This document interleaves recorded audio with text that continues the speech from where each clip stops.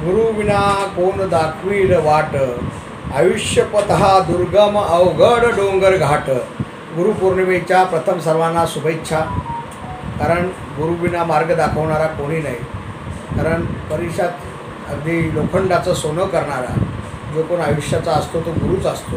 गुरुनी चांगलं मार्गदर्शन तर आयुष्य चांगलं घडतं। म्हणून आपल्याला गुरुना आपण त्रिवार वंदन करतो।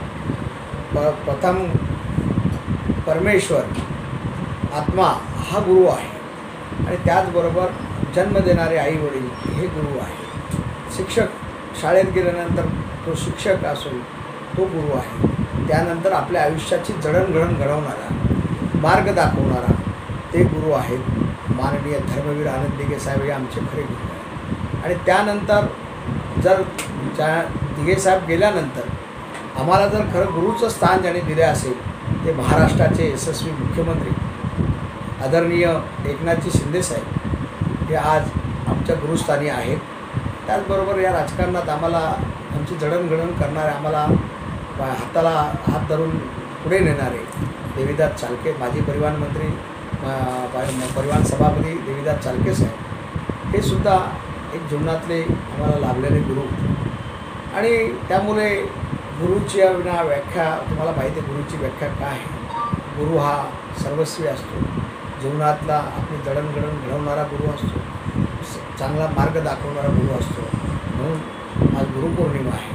अशा सर्व गुरूंना मी माझा त्रिवार वंदन करतो आणि गुरुपौर्णिमेच्या सर्वांना शुभेच्छा देतो। सर, प्रत्येक शिवसैनिकांचा जे एक ताळमेळ जे होते धर्मवीर आनंद दिघे साहेबांनी यांची जसे गुरुपौर्णिमाचे दिवस कुठे ना कुठेतरी त्यांची एक कमी ते पूर्ण ठाण्याचे सर्व शिवसैनिकांच्या मनात येते कळलं। आयुष्यात ही खंत कधी जाणार नाही। तर आम्हाला वाटलं नव्हतं का एवढं लवकर आमचा गुरु आमच्या आयुष्यातनं निघून जाईल।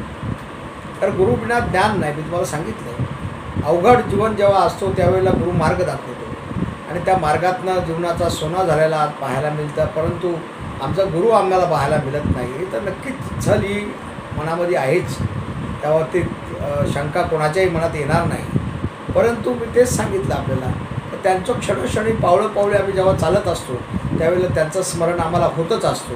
कारण ते केवळ गुरुपौर्णिमेच्या दिवशी स्मरण नाही तर ज्या वेळेला आमचा पाऊल कुठेही पडतो त्यावेळेला धर्मवीर आनंद दिघे साहेबांचं स्मरण झाल्याशिवाय आमचा एकही दिवस असा जात नाही। धर्मवीर आनंद दिघे साहेबांची हे या शाखेची खूप जुनी आठवण आहे। कुठली एखादी जुनी आठवण जी आपल्याला याच्या दिवशी? धर्मवीर आनंद दिघे साहेब ज्या वेळेला या शाखेमध्ये यायचे त्या वेळेला ते या शाखेशी त्यांचं प्रेम त्यांचं नातं एक वेगळं होतं। आपण माझ्या फोटोग्राफीमध्ये अनेकदा पाहिलेलं आहे। अगदी मी जेव्हा शाखाप्रमुख झालो गुरुवर्य धर्मवीर आनंद दिघे साहेबांनी बाळासाहेबांना या शाखेमध्ये आणलं होतं। त्या बाळासाहेबांनी ज्यावेळेला या शाखेचे शाखाप्रमुख कोण म्हणून जेव्हा विचारणा केली त्यावेळेला वंदनीय बाळासाहेबांना दिघे साहेबांनी सांगितलं हा उमदा पोरगा हा माझा या ठिकाणचा शाखाप्रमुख आहे। त्याचबरोबर ज्या वेळेला माझ्या वह्या वाटपाचा कार्यक्रम व्हायचं साहेब न चुकता या कार्यक्रमाला हजर राहायचे आणि कार्यक्रम पूर्ण होईपर्यंत थांबायचे।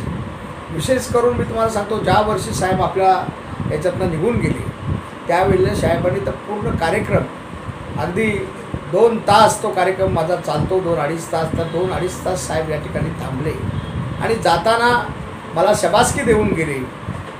माझे आपण ते फोटोग्राफी तुम्हाला कधीतरी पाहायला मिळेल किंवा मी दाखवली पण असेल।